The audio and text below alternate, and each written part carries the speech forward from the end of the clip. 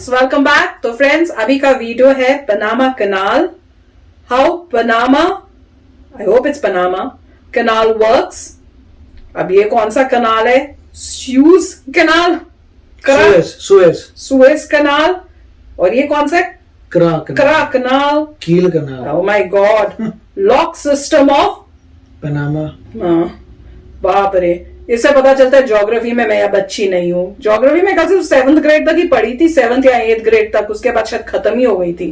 तो चलो फ्रेंड्स, पता करते हैं, कुछ थोड़ी नॉलेज भी मिलेगी।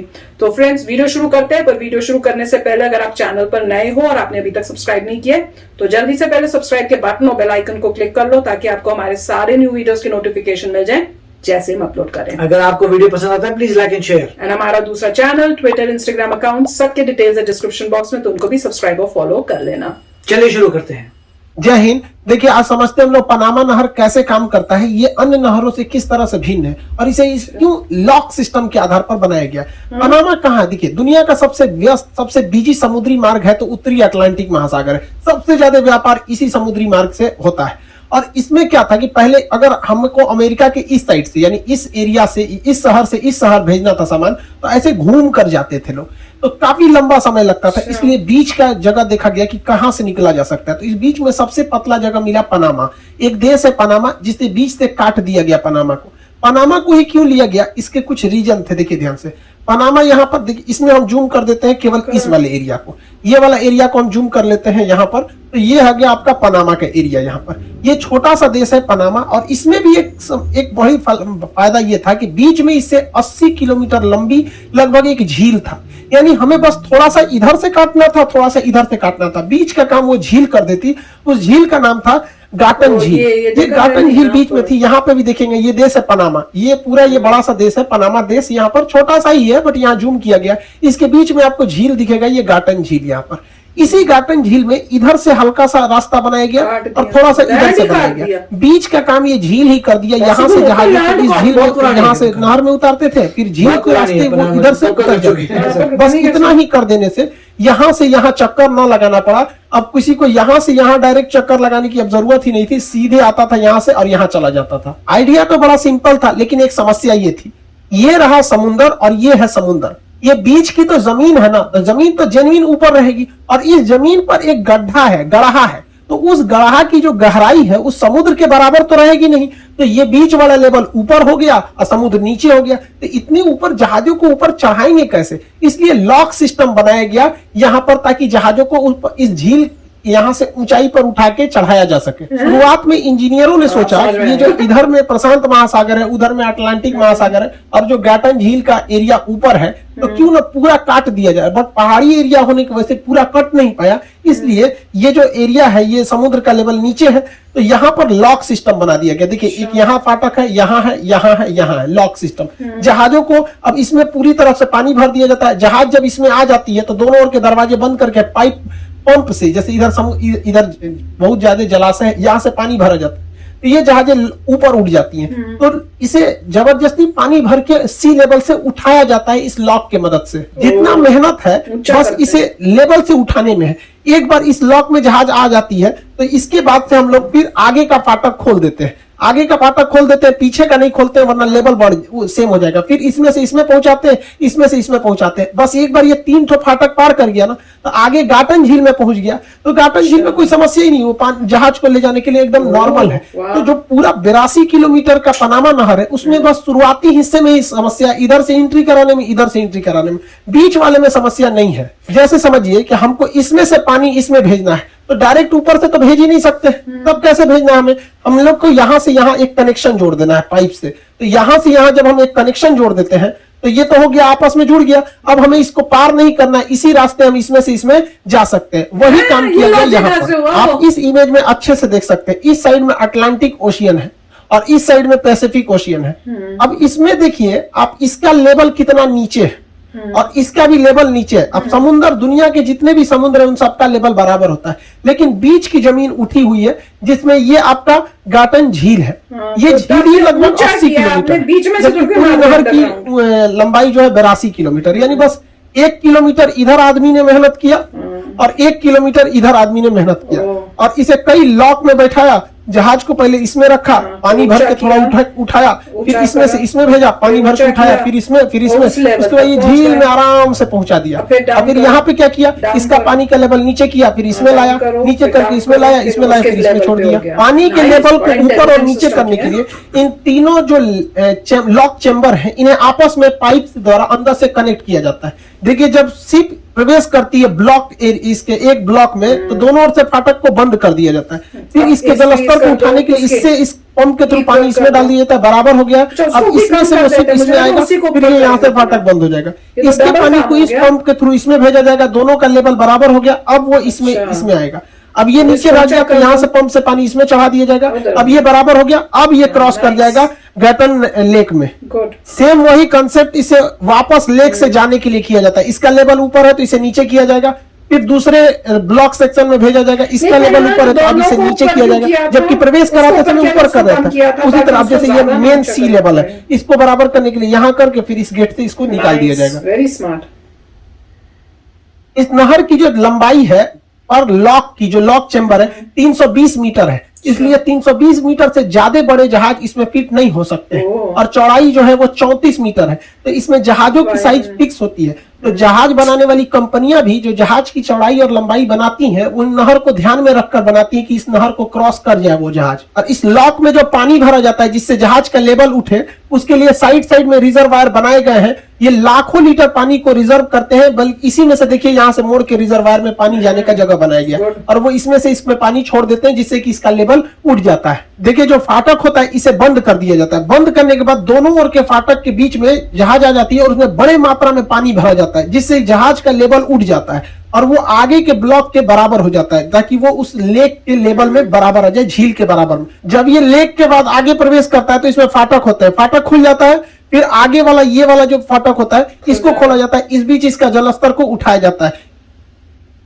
फाटक को खोलकर इसे मेन लेक जो है वहां पे प्रवेश करा दिया जाता है। इतने पतले जगह में, इतने कंजस्टेड जगह में अगर जहाज अपने खुद के इंजन से चलेगा तो नहर तोड़ देगा। इसलिए इस जहाजों को इसमें लाने का काम छोटी छोटी ट्रेन के इंजन के साइज की गाड़ियों को दिया जाता है, जिनसे हम लोग म्यूल्स कहते हैं। ये म्यूल्स जो होते हैं ट्रेन के पटरी पर चलते हैं, बहुत ही पावरफुल इंजन होता है इनका, यही इन्हें खींच रहे होते हैं। यहाँ पे देखिएगा ये जब म्यूल्स है सब दोनों ओर से इसे बांध के खींचते हैं। इससे दो फायदा होता है, एक तो इन्हें थोड़ी सी स्पीड से खींच ले जाते हैं, दूसरा इन्हें बैलेंस करके रखे जाते हैं। दोनों ओर से वायर की लंबाई फिक्स रहती है, तो ना ये उधर जाता है ना इधर आता है। और ये जो छोटी छोटी ट्रेन के शेप में इंजन देख रहे थे यही इसे खींचती है, ये बहुत ही पावरफुल होती है। ये जो इंजन शेप में देख रहे हैं इसे म्यूल बोला जाता है, यही इसे बांध के खींच रही होती है दोनों ओर से। जो झमेला हुआ इस लॉक चेम्बर को पार करने में हुआ। देखिए यहाँ जहाज इस लॉक में फंसी हुई है, अब इसमें इधर से पानी इसमें भरा जाएगा ताकि इसका लेवल उठे, फिर इसमें फाटक खोल के इसमें ले जाया जाएगा, फिर ऐसे करके एक एक फाटक खोल के गाटन झील में उतार दिया जाएगा। यहाँ उतरा तो फिर ये तो आपसी समुद्र है, इसमें से ये इजीली निकल जाता है। शुरुआत में इस नहर को बनाने का काम फ्रांस ने लिया था, लेकिन फ्रांस थक के इसे छोड़ दिया, फिर इसे यूएस ने बनाया, क्योंकि अमेरिका के लिए ये बहुत ही ज्यादा फायदेमंद था। अमेरिका के इस कोना से इस कोना पर जाने के लिए इसे काफी लंबी दूरी तय करनी पड़ती थी। लगभग 5000 किलोमीटर का ये डिस्टेंस होता था और इसे ट्रेवल करने में 15 दिन लगते थे। इस रास्ते से अगर ट्रेवल किया जाए तो ये 15 दिन आप जोड़ रहे हैं, तो सोचिए 15 दिन में कितना फ्यूल, कितना इसका डीजल जलेगा। 15 दिन तक वहां के कर्मचारियों को खाना दीजिए, वहां पे जो है उसे उतने दिन एक्स्ट्रा की फ्यूल दीजिए, सैलरी दीजिए, हर चीज का एक्सपेंस बढ़ जाता है। दूसरा कि बहुत सी ऐसी चीजें होती हैं जिनका ट्रांसपोर्टेशन बहुत जल्दी करना होता है, 15 दिन में वो चीजें खराब हो जाती हैं। जैसे खाने वगैरह का आइटम रहेगा तो खराब हो जाएगा इतना दिन में, तो इसलिए आप देखेंगे तो ये बहुत ज्यादा डिस्टर्बिंग था अमेरिका के लिए। इसलिए अमेरिका ने ये शॉर्टकट रास्ता को बनवाने के लिए आगे आया। फ्रांस ने इससे जब अपना पल्ला झाड़ लिया तो ये ओल्ड हो गया रास्ता। अब ये क्या हो गया, यहां से ही अब ये जहाजें गुजरती हैं इस नहर को होकर। इस नहर को बनाने में लगभग 21,000 मजदूरों की जान गई थी और 1914 में जाकर ये नहर पूरी तरह से कंप्लीट किया गया था। इस नहर से बहुत फायदा हुआ। अब वर्तमान समय में जब ये नहर बन गया है तो ये जो दूरी रह गई है ये केवल ये 82 किलोमीटर का नहर की दूरी बच गई है और अब इसे केवल 10 घंटे में पार किया जा सकता है। तो आप ही सोचिए, जहां 15 दिन लगते थे वहां केवल 10 घंटे लगते हैं। अब आप ही बताइए, कोई देश अगर इतनी सुविधाएं दे रहा है, जहां 15 दिन लग रहा है वहां 10 घंटे जहां 5,000 किलोमीटर का डिस्टेंस है वहां 82 किलोमीटर, तो वो देश कुछ ना कुछ तो चार्ज लेगा, ऐसे तो नहीं लेगा। तो अमेरिका पहले बनाया था, तो पनामा बाद में इसे राष्ट्रीयकृत घोषित कर दिया कि भैया तुम्हारा अब जाओ, इस पे मेरा कब्जा रहेगा। अब इसके पूरी अर्थव्यवस्था पनामा की इसी पर चलती है। इसके लिए वो टोल टैक्स लेता है, यानी फीस लेता है इस नहर से गुजरने के लिए। जो कंटेनर होते हैं, ये शिप कंटेनर शिप, इस पे औसतन 5,000 कंटेनर लादे जाते हैं। इस शिप पर 5,000 ऐसे कंटेनर को लाद दिया जाता है। और पनामा नहर की जो अथॉरिटी है वो प्रत्येक कंटेनर $90 चार्ज करती है। तो $90 के हिसाब से प्रत्येक कंटेनर में, तो 90 से 5,000 में गुणा कीजिएगा तो डॉलर में पैसा निकलेगा, फिर उसमें 72 से गुणा कीजिएगा तो आपको रुपया में पैसा निकल जाएगा। तो लगभग 3 करोड़ रुपया प्रति शिप से ये ले लेती है। एक शिप गुजरेगा जिस पर 5,000 कंटेनर है, तो उस पर वो 3 करोड़ रुपया चार्ज करेगा। और अगर इस नहर से होकर कोई क्रूज शिप यात्री को लेके जा रहा है तो इस पर भी चार्ज करता है। तो इस पर वो प्रति यात्री $150 चार्ज करता है। $150 प्रति यात्री के हिसाब से अगर ये चार्ज करेगा तो किसी क्रूज शिप में आज के वक्त में लगभग 4,000 लोग रहते हैं। तो 4,000 में आप $150 से गुणा करेंगे, फिर उसमें 72 से गुणा करेंगे तो वो रुपया में आएगा। तो 4 करोड़ रुपया प्रति शिप लेगा। यानी अगर कंटेनर वाला जा रहा है तो 3 करोड़ ले रहा है, लगभग 3 करोड़ से ज्यादा ही लेता है, लगभग 3 करोड़ लेता है। और अगर ये वाली शिप जा रही है तो 4 करोड़ लेता है। यानी एवरेज जो है 3 और 4 का एवरेज निकालेंगे तो 3.5 करोड़ प्रति शिप से ये पनामा चार्ज कर देता है। अब जरा देखिए, इतना बड़ा है ये। प्रतिदिन यहाँ पे 40 शिप गुजरते हैं, चाहे वो कंटेनर वाला हो या फिर वो 40 शिप प्रतिदिन निकलते हैं। इस हिसाब से प्रतिदिन की जो कमाई हो जाती है इसकी 140 करोड़ रुपए प्रतिदिन हो जाता है। इसका एक दिन में 140 करोड़ रुपए हो जाते हैं। तो साल में 365 दिन होते हैं। 365 दिन का मतलब अगर हम 3.5 करोड़ प्रति शिप का एवरेज भी निकालते हैं तो 51,000 करोड़ रुपया केवल पनामा को इस नहर से ही हो जाता है। 51,000 करोड़ प्रति वर्ष इस नहर से हो जाता है। सबसे अच्छा नहरें खोलने लायक है। आपको अगर ये अमाउंट बहुत बड़ा लग रहा हो तो ठहरिए। अभी क्या है कि जो शिप बिल्डिंग कंपनी है वो अब बड़े साइज के कंटेनर को बना रही है, जिसमें ज्यादा से ज्यादा कंटेनर को रखा जा सके। शिप का साइज इतना बड़ा हो गया है तो पनामा कह रहा है कि भैया ये तो हमारे पनामा नहर में तो फंस जाएगी नहीं। तो पनामा एगो और नया पनामा नहर बना रहा है, उसमें चौड़ा बना दिया उसको और लंबा कि इसमें से और बड़ी शिप निकल जाएगी। तो पहले जो शिप की क्षमता 5,000 कंटेनर ले जाने की थी, अब शिप में वो क्षमता बढ़ के 14,000 हो गई है। यानी लगभग 3 गुना उसकी क्षमता बढ़ गई है। तो चार्ज भी अब पनामा नहर 3 गुना लेगा, क्योंकि वो तो प्रति कंटेनर पर चार्ज करता है। तो पहले 5,000 क्षमता थी तो वो सालाना उसकी कमाई, ईयरली उसकी कमाई थी 51,000 करोड़ रुपए। अब कंटेनर की क्षमता 3 गुनी हो गई है तो इसकी कमाई भी 3 गुनी हो जाएगी। 51,000 करोड़ में 3 का गुणा कर लीजिएगा, उतना करोड़ रुपया हो जाएगा। आप कीजिएगा भाई, आपका काम है। हम तो कर रहे थे तो भाई हमारा माथा चकराने लगा इतना पैसा देख के। इसमें टूट गया ससुरा चाइनावा। वो कहता है कि हम एगो नहर बनवा देते, इतना कमाई है, क्या गजब बात है। तो वो कहा कि हम काम करते हैं, एक काम करते हैं, इधर पनामा का पड़ोसी राज्य है, एकरा से कह देते कि हम तोरा बगल में खोद देंगे। आधा जहाज एन्ने से जाएगा, आधा एन्ने का आएगा। 51 है, यानी लगभग 50,000 करोड़ सालाना है ना। तो 25,000 तुम कमाना, 25,000 ई कमाएगा और तोरा कुल पैसा हम मार लेंगे। चाइना दिमाग लगाया। इसलिए चाइना ने क्या किया, चाइना की कंपनी जो थी एक, वो पनामा के बगल वाला राज्य देश, ये जैसे ये पनामा है, पनामा के बगल यहाँ है कोस्टारिका। बट कोस्टारिका में सोची कि नहर बना दे, बट कोस्टारिका पूरी तरह पहाड़ है, यहाँ सक्सेस नहीं हुआ। तो इसने चुना निकारागुआ को। निकारागुआ में भी सेम कंडीशन है। जिस तरह पनामा देश के बीच में नहर था, झील थी, उसी तरह निकारागुआ के बीच में भी क्या है, झील है। तो इसको कम खोदना पड़ेगा, तनी सा एन्ने से तनी सा एन्ने से। अब ये पनामा का प्रतिद्वंदी नहर बनाने के लिए रेडी हो गया चाइना। लेकिन देखिए गड़बड़ क्या हो गया, ऊपर वाला भी बहुत होशियार है। चाइना की जो कंपनी इस निकारागुआ नहर को बना रही थी वो कंपनी ही दिवालिया हो गई। तो ये प्लाने चौपट हो गया। एग्जाम में तो यूपीएससी सीडीएस में पूछा भी था कि कौन सा देश है जो पनामा का प्रतिद्वंदी नहर बना रहा है। तो चाइना हो जाएगा, चाइना नहीं होगा, निकारागुआ होगा। किसकी मदद से, तो चाइना की मदद से। आप सोच सकते हैं चाइना बनाएगा तो कहेगा कि भैया आधा हम कमाएंगे आधा तुम कमाना ना। और कितनी बड़ी रकम है आप सोच सकते हैं। दुनिया के 4 नहर है जो आपको एग्जाम में क्वेश्चन पूछे जाते हैं। पहला ये हो गया आपका पनामा नहर, जो एक और आपका अटलांटिक महासागर और दूसरी ओर आपका प्रशांत महासागर को जोड़ता है। दोनों को ये जोड़ देता है। दूसरा नहर होता है कील नहर, जो एक और बाल्टिक सागर और उत्तर सागर को जोड़ता है। ये दुनिया का सबसे बिजी नहर है, इससे सबसे ज्यादा जहाजों का आवागमन होता है। ये नहर जो है वो नेचुरल नहर है, आर्टिफिशियली नहीं मानव ने खोद के उतना इसमें थोड़ा बहुत सुंदरीकरण और गहराई का काम किया है, लेकिन ये नेचुरल नहर है। तोड़ा नहीं, जबकि ये नहर है स्वेज नहर। स्वेज नहर जोड़ती है ऊपर में लाल सागर और ये सॉरी भूमध्य सागर और लाल सागर को जोड़ती है स्वेज नहर। स्वेज नहर के बन जाने से ब्रिटेन वालों को भारत तक आना बड़ा इजी हो गया। ये नहर है आपकी स्वेज नहर। तो स्वेज नहर जो है ये मानव निर्मित नहर है, पनामा भी तो मानव निर्मित है। तो मानव निर्मित नहर में सबसे बिजी नहर, सबसे ज्यादा जहाजों का आवागमन स्वेज नहर से होता है। जबकि क्वेश्चन पूछेगा कि सबसे व्यस्त नहर, तो कील नहर हो जाएगा। कहेगा सबसे व्यस्त प्राकृतिक नहर, तो भी कील नहर हो जाएगा।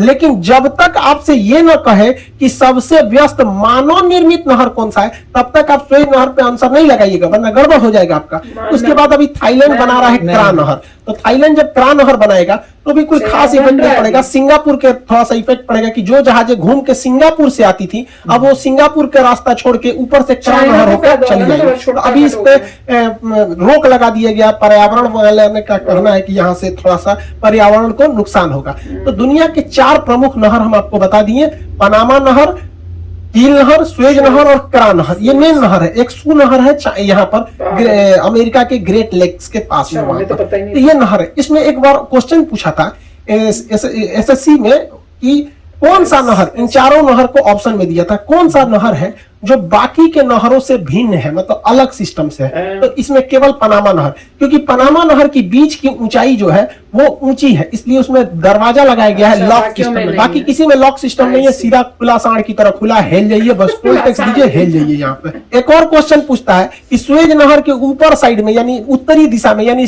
ये भूमध्य सागर की ओर कौन सा बंदरगाह है? तो ऊपर में है पोर्ट सईद बंदरगाह और नीचे यानी लाल सागर की ओर जो बंदरगाह है उसका नाम है पोर्ट स्वेज बंदरगाह। आपको ये नहर वाला चीज समझ में आ गया। बाकी नहरों में उतना साइंस वाला काम नहीं था।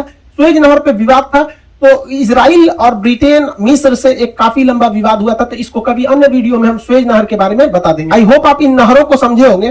तो फ्रेंड्स, मेरे लिए तो बड़ा मजेदार वीडियो था, क्योंकि मुझे ये पता ही नहीं था कि ऐसे उन्होंने मैन मेड बनाई हुई है। पढ़ा होगा तो भूल चुकी हूं मैं, तो वो बनाई, और खासकर कि ऐसे उन्होंने बनाए दरवाजा कि पहले वो एक लेवल पे जाएगा, फिर पानी ऊपर करेंगे उस लेवल का, फिर दूसरे गेट को खोल के जाएगा, फिर उसका लेवल इक्वल करेंगे आगे वाले के साथ, फिर वहां जाएगा, फिर जाके लेक में लेवल पे गया, फिर अपना जाएगा, फिर वैसे उस तरह से नीचे जाके फिर ओशन के अंदर वापस जाएगा। तो काफी कमाल का, मतलब कितना दिमाग और कितना खर्च और सब किया होगा। तो काफी इंटरेस्टिंग था। और देख लो कि जब जरूरत पड़ती है तो ऐसी ऐसी इन्वेंशंस और ऐसी ऐसी चीजें जो है लोग दिमाग लगा के बनाते हैं। और यूएस ने ये बना के दिया था। फ्रांस बनाने शुरू कर रहा था पर उसने फिर छोड़ दिया, फिर यूएसए नहीं किया, क्योंकि यूएसए को मैक्सिमम मेरे ख्याल से फायदा होना था, क्योंकि बिल्कुल साथ में, नहीं तो यूएसए को बहुत लंबा चक्कर लगा के अपने एक एंड से दूसरे एंड में जाना था। तो फैंटास्टिक, काफी अच्छा वीडियो था। इसमें यही है कि पनामा कनाल जो काफी पुरानी है, और आपने काफी बार सुना होगा कि ट्रैफिक जैम हो गए हैं, लाइनें पे लाइनें लगी हुई हैं और लोग शोर मचा रहे हैं कि हमारा सामान लेट हो गया क्योंकि पनामा कनाल में ट्रैफिक हो गया, या कभी मैल फंक्शन हो गया, कोई दरवाजा अटक गया तो फिर पंगे हो गए। मगर उसके बाद बहुत इंप्रूवमेंट आई है। उनको भी पता है कि अगर ये लफड़े होते हैं तो पैसा कहां से बनाएंगे, तो अब बहुत ही जबरदस्त होता है। मगर ट्रैफिक जैम्स भी होते हैं और उसके कई वीडियोस भी आपको शायद नजर आ जाएंगे। और ये बहुत अच्छी बात है कि मैन मेड है, और मुझे लगता है कुछ समय में टेक्नोलॉजी शायद चेंज कर देंगे। अब देखते हैं कब टेक्नोलॉजी चेंज होती है, क्योंकि अभी तो यही है। और जगह भी छोटी है, इसीलिए वो जो देखे म्यूल को दिखा रहे हैं, क्योंकि आप सोचेंगे कि अब शिप के अंदर इतनी जबरदस्त पावर है कि शिप ही खुद ही आगे ऊपर जा सकता है, राइट, धीरे धीरे धीरे धीरे ऊपर जा सकता है। मगर ऐसा नहीं हो पा रहा, और डेफिनेटली म्यूल्स उनको चाहिए, क्योंकि आप चाहते नहीं है कि शिप इतनी जब ऊपर जाएगा बैंग बूम कर दे। उनको भी अपनी इन्वेस्टमेंट बचानी है।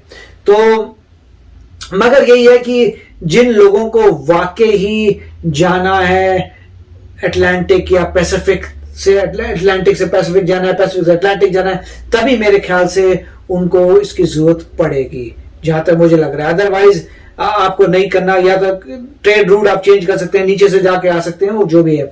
मगर ये अच्छा कॉन्सेप्ट है। ऑफकोर्स जैसे कह रहे हैं 10 दिन का जो जर्नी थी, 15 दिन की जर्नी 10 घंटे की हो गई, तो बहुत अच्छी बात है। मगर काफी समय से है। सुएज कनाल जो है वो इजिप्ट की तरफ है, वो दूसरी कनाल है। तो काफी इन्होंने 4 दिखाई है। मोस्ट पॉपुलर जो है पनामा और सुएज है। उनमें बहुत ट्रैफिक जाता है। ऑफ कोर्स जहां जिस एरिया से जा रही हैं तो ऑब्वियसली वो उसका फायदा उठाते हैं, अपनी ज्योग्राफी का उससे पैसा कमाते हैं। और आपने सुना भी होगा वो जो हॉर्न ऑफ अफ्रीका है, वहां पे सोमालिया के पायरेट्स बहुत पायरेट्स होते थे, क्योंकि उनको पता था सभी लोगों ने वहां से निकलना है अफ्रीका के थ्रू। तो मेरे ख्याल से वो हॉर्न ऑफ जो हॉर्न बना हुआ उसका अफ्रीका से यही कहते थे। तो सोमालिया ने भी काफी, सोमालिया को बैड नेम आया है क्योंकि सोमालिया जो है वहां पे पायरेट्स घपले करते थे। बट एनी हाउ काफी अच्छा वीडियो था, वेरी नाइस। यस फ्रेंड्स, तो चलो फ्रेंड्स चलते हैं, मिलेंगे नेक्स्ट वीडियो में बहुत ही जल्द। Till then take care and bye bye. तो अगर आप मेरे इस चैनल पे नए हो तो जल्दी से सब्सक्राइब के बटन को हिट करो और बेल आइकन को क्लिक करो, ताकि आपको मेरा जब नया वीडियो मैं लगाऊं आपको उसके बारे में जल्दी से पता चल जाए।